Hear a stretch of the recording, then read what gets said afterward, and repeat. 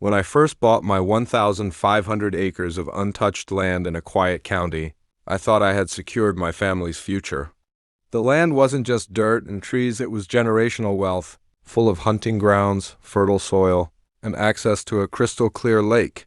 Unfortunately, I didn't realize that buying land near an HOA-run subdivision meant stepping into a pit of vipers. It started subtly.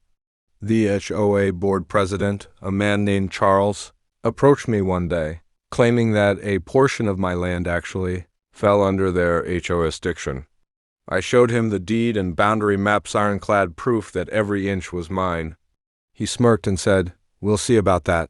Months later, I got a notice in the mail. The HOA had rezoned and claimed 1,500 acres of my property, stating it was now part of their community space. According to their documents, they had sold sections of my land to fund neighborhood improvements. My jaw nearly hit the floor. These people had illegally sold my land they never owned. I immediately hired a lawyer. It took weeks of digging, but we uncovered the scam.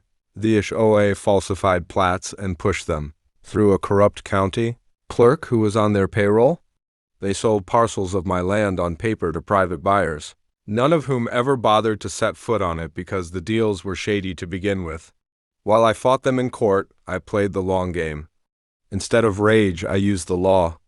My attorney and I discovered a detail in the HOA's founding documents. They didn't own the lake their mansions surrounded.